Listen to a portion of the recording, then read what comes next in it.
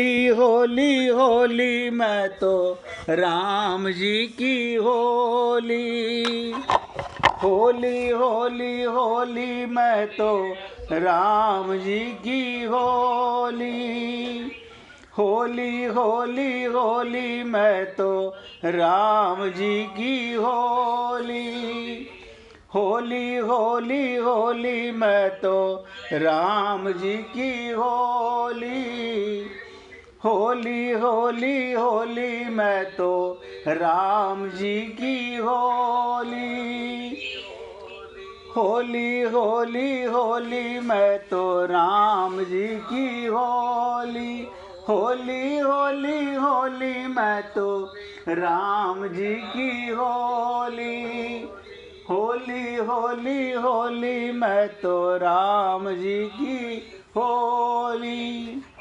तो सभी पुण्य आत्मा बहुत एकाग्रता के साथ सुनिएगा। परमात्मा अक्षर से अतीत हैं और अक्षर से उत्तम है, यानी जड़ शरीर जो है जड़ है, संसार से अतीत हैं और अक्षर से उत्तम हैं। तो वेदों में क्या आया? परमात्मा के सर्वदा सर्वभाव के शरण हो जाना चाहिए। राम सिंह जी बात करोगे तो भैया बात नहीं बनेगी। देखो स्पीकर आप बंद नहीं कर रहे हो। सत्संग सुनने वालों में खास निवेदन करता हूँ, घर में चर्चा करो तो सत्संग मत सुनो। स्पीकर बंद नहीं होता जी। होगा, मैं बताऊंगा कल आपको। अभी आप थोड़ा एकाग्रता के साथ सुनिए, बातें मत कीजिए।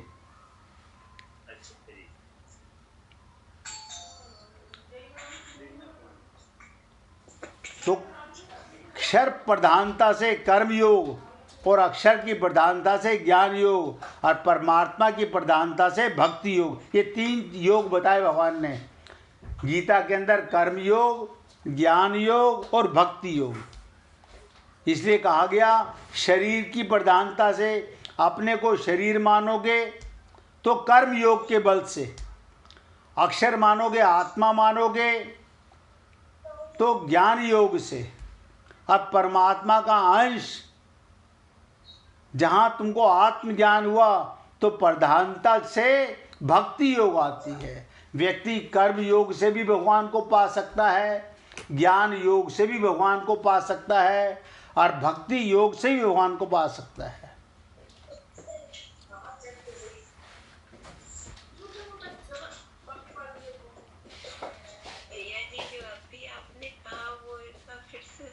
बताता हूँ, ध्यान से सुनिएगा। मैंने कहा कर्म योग, ज्ञान योग और भक्ति योग।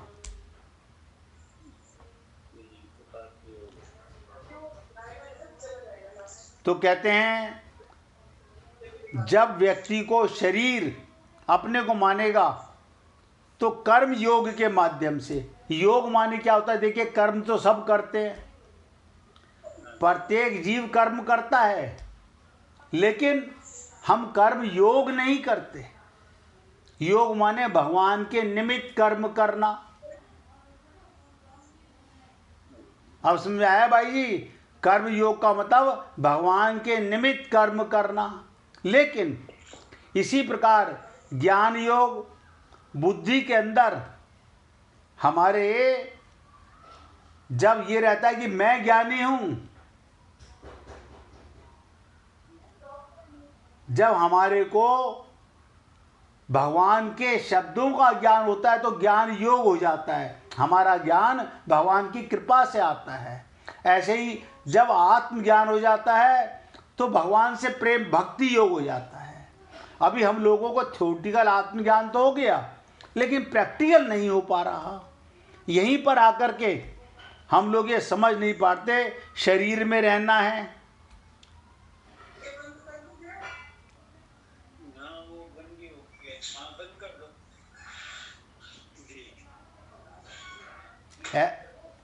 ऐसा समझिएगा, कर्म योग की दृष्टि से मैं हूं और संसार है, इसका अनुभव होता है हमारे को। और ज्ञान योग से संसार से संबंध विच्छेद करके अपने स्वरूप में स्थित हो जाना। स्पीकर बंद कर, स्पीकर बंद कर, स्पीकर देखिए कौन सा है, ये मैंने बंद के बराबर वाला बटन दबा देंगे। अरे बोल दिया, उन्हें पता है वो तो। हाँ, हो गया। देखो अब ध्यान से सुनिएगा, अब एकाग्रता से सुनो सब जने। भाई जी को समझ आ गया होगा, नहीं समझ आ गया दोबारा पूछिएगा। कर्म योग, ज्ञान योग और भक्ति योग, ये दोनों बातों में क्या कह रहे हैं भगवान आपने बताया वो तो समझ में आया जी। लेकिन बात में नहीं, वो बुद्धि और स्थिर वाला, माने अगर हम आत्मा है हाँ तो वो कर्म जो भी हम कर रहे हैं वो कर्मयोग हो गया। नहीं नहीं नहीं, अपने को शरीर मान के भगवान के निमित्त कर्म करेंगे तो कर्म योग। शरीर मान के शरीर मानते हैं, हम शरीर में रहते हैं ना। आप शरीर से जो कर्म करते हो ममता मोह आसक्ति के लिए करते हो। अब आप देखिएगा, हमारा अपने बच्चों के लिए कर्म करना, अगर हम ये कहते हैं अपने बच्चों के लिए कर्म कर रहा हूँ तो एक कर्म है। और अगर हम इसे भगवान के निमित्त कर्म कर रहे हैं क्योंकि इन बच्चों में भगवान है, तो यही कर्म योग हो गया। जैसे अर्जुन ममता मोह में फंस गया, अगर भगवान के निमित्त युद्ध करता तो कर्म योग हो जाता। समझा है भाई जी? हाँ जी। कर्म वही है, लेकिन भगवान के निमित्त कर्म करना और अपने को शरीर और शरीर का संबंध मान के कर्म करना, ये कर्म है केवल, ये योग नहीं है। योग माने भगवान के निमित्त किया हुआ। जैसे ज्ञानी तो सब हैं, लेकिन ज्ञान का जो भगवान का प्रेम का ज्ञान होता है उसे ज्ञान योग कहते हैं। भगवान का ज्ञान आया, आत्मा को होता है भगवान का ज्ञान योग, शरीर को नहीं। शरीर को संसार का ज्ञान होता है। और भक्ति माने जब आपको सब में भगवान नजर आने लगे, जैसे गोपियों ने कहा जित देखूं तित श्याममयी है, ये भक्ति योग है। सब में भगवान नजर आने लगा। अब बहुत ध्यान से सुनो, ज्ञान योगी को संसार से संबंध विच्छेद करके, संसार से संबंध विच्छेद करके अपने स्वरूप में स्थित होता है। और कर्म योगी संसार की वस्तु शरीर को संसार की ही सेवा में लगाकर संसार से संबंध विच्छेद करता है। यानी संसार की वस्तु संसार की सेवा में लगाना, लेकिन उससे अपना संबंध अलग रखना, ये कर्म योग है। और ज्ञान योग के अंदर संसार से संबंध विच्छेद करके अपने स्वरूप में आत्मा में स्थित रहता है तो ज्ञान योग। परंतु भगवान निष्ठा में साधक को पहले भगवान है इसका अनुभव नहीं होता, पर इसका विश्वास होता है कि स्वरूप और संसार इन दोनों में से विलक्षण कोई तत्व है भगवान। तीन तत्व मैं आप लोगों से निवेदन करता हूँ, एक हम जीव, एक संसार और एक भगवान। आप और हम लोग भी जब कोई व्यक्ति शरीर छोड़कर जाता है, हम खुद बोलते हैं अब वो चले गए, तो चला कौन गया?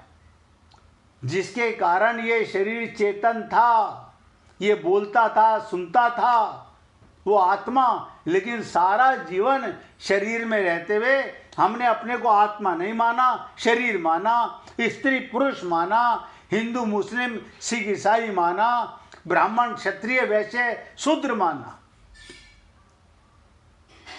शरीर में रहना पाप नहीं, किसी जाति में रहना पाप नहीं, लेकिन अपने को सदा अपने स्वरूप में रहना चाहिए ज्ञान में कि मैं आत्मा हूं और मैं परमात्मा का अंश हूं।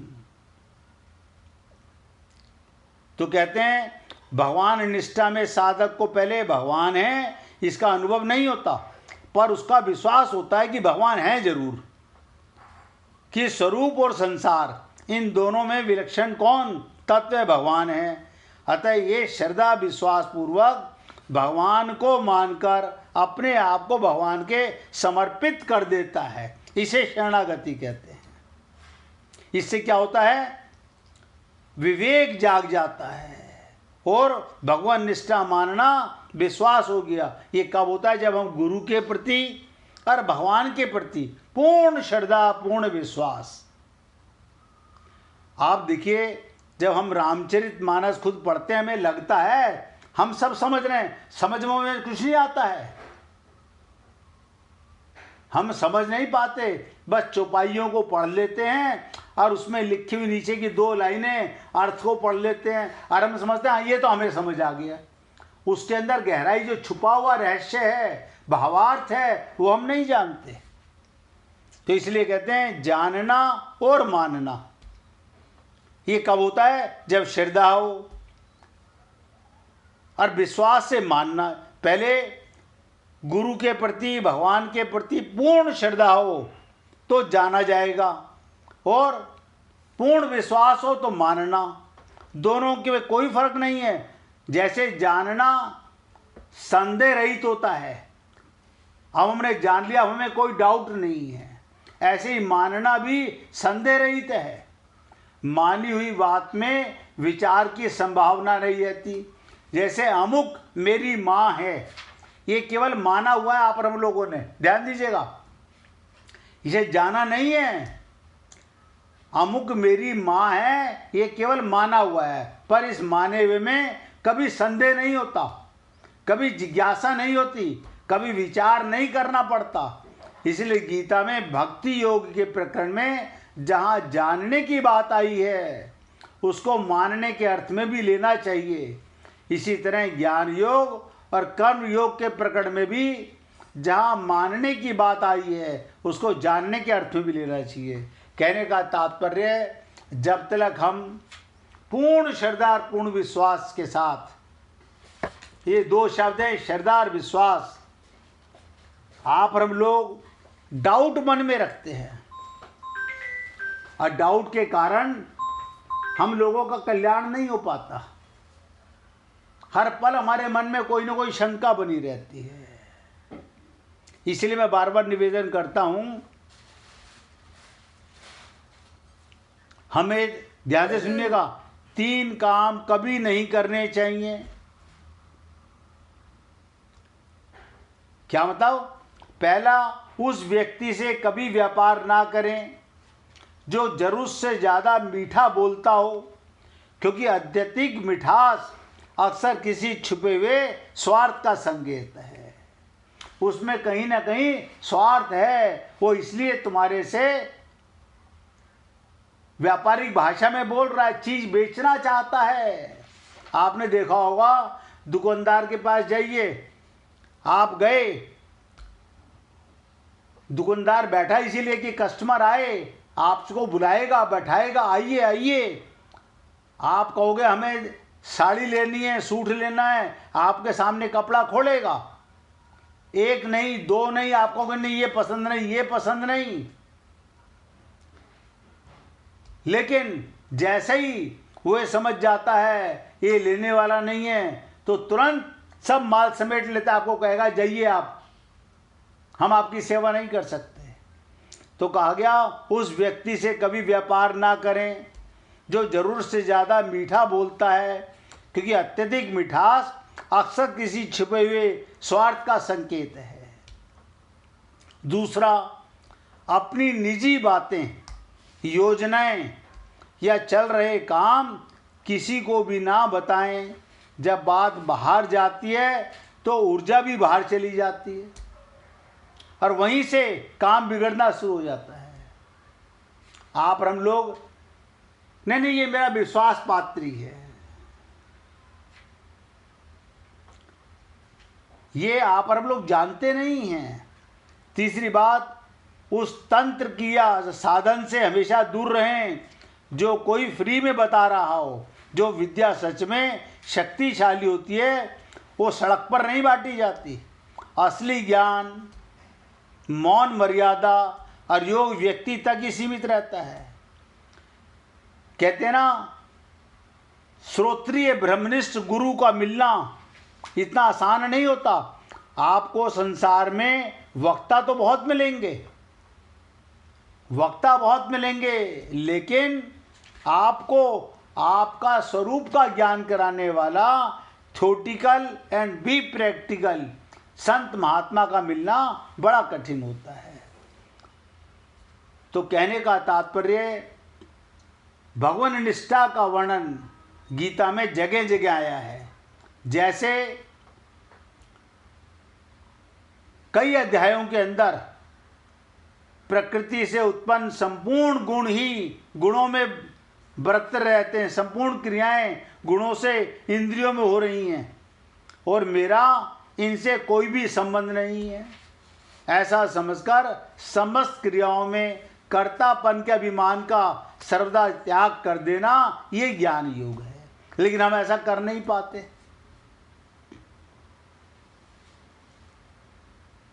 गीता के उपदेश में आरंभ में ही भगवान ने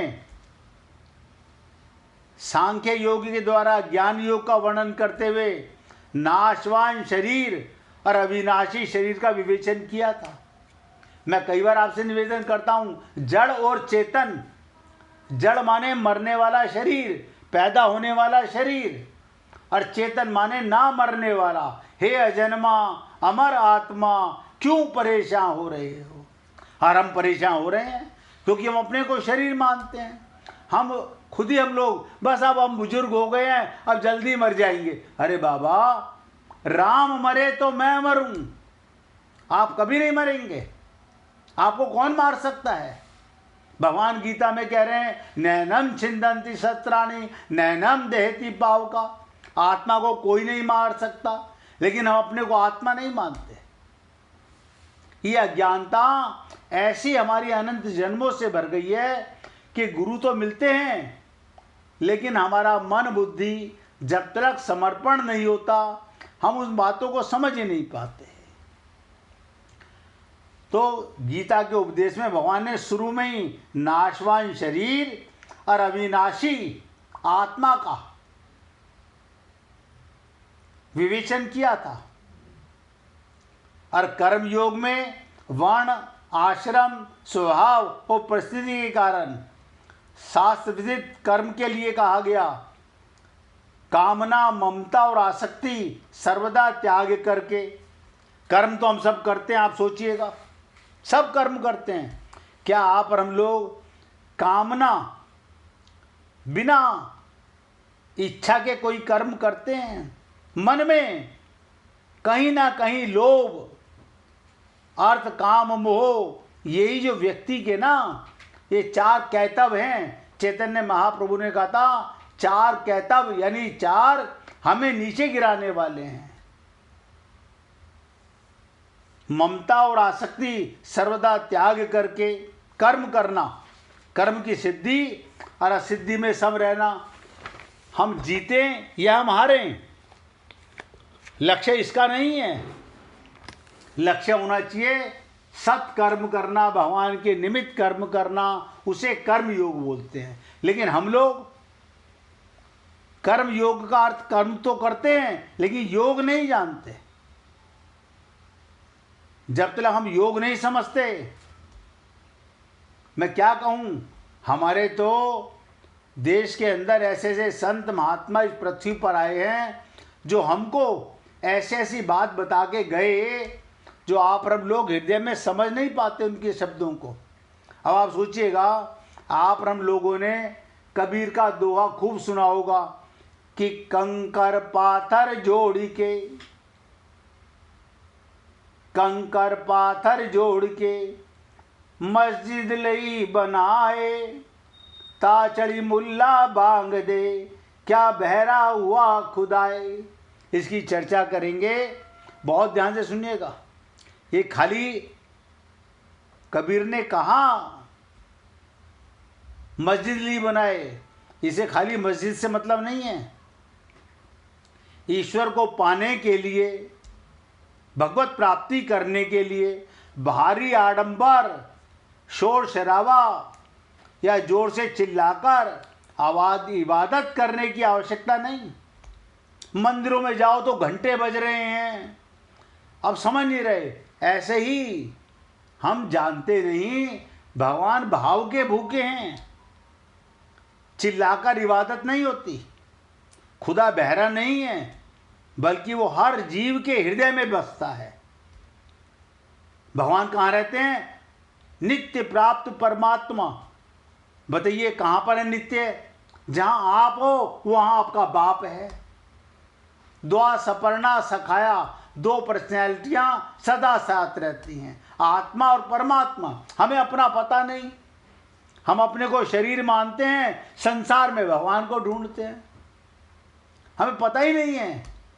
भगवान कह रहे हैं मोह को तू क्या ढूंढे रे बंदे, मैं तो तेरे पास रे, लेकिन हम ढूंढ रहे हैं। इसी प्रकार भारी आडंबर शोर शराबे से भगवान नहीं, खुदा बहरा नहीं है, बल्कि वो हर जीव के हृदय में रहता है। सच्ची भक्ति मन की शांति और आंतरिक प्रेम से होती है। ये जोर जोर से उच्चारण करना, अजान पढ़ना, ये सब बेकार की बातें हैं। इसीलिए कहा कि कंकर पाथर जोड़ के मस्जिद लई बनाए। कबीर दास जी कहते हैं कंकर पत्थर इकट्ठे करके मंदिर मस्जिद बना लिए। ता चढ़ी मुल्ला बांग दे, बहरा हुआ खुदाए, उस पर चढ़कर मुल्ला हो पुजारी हो ऊंची आवाज में चिल्ला रहा है। ईश्वर बहरा हो गया क्या? उसे जोर से पुकारने की जरूरत नहीं, वो आपके हृदय में बैठा हुआ है। तो कबीर जी का मूल संदेश क्या था कि पाखंड और दिखावे का विरोध करते हैं। उनका मानना है ईश्वर को बुलाने के लिए चिल्लाने की जरूरत नहीं, वो तो अंतर्यामी है। सच्ची इबादत, सच्ची प्रार्थना आंतरिक प्रेम और दिल की गहराइयों से की जाती है। एक मिनट भगवान का कीर्तन कीजिए और देखिए, आज जो भक्त भजन सुनाना चाहे होली का, कल भी सत्संग होगा, परसों सत्संग नहीं करेंगे। कल चंद्र ग्रहण है, बहुत सुंदर दिन है, कल सत्संग जरूर होगा, परसों नहीं करेंगे। परसों आप रंगों का त्यौहार मनाइए, लेकिन इस भाव से कि जिसके गुलाल लगाओ, चंदन लगाओ, उसमें परमात्मा का भान करके मान के करना कि परमात्मा विराजमान है। एक मिनट भगवान का कीर्तन कीजिए। श्री राधे गोविंदा मन भजले हरि का प्यारा नाम है।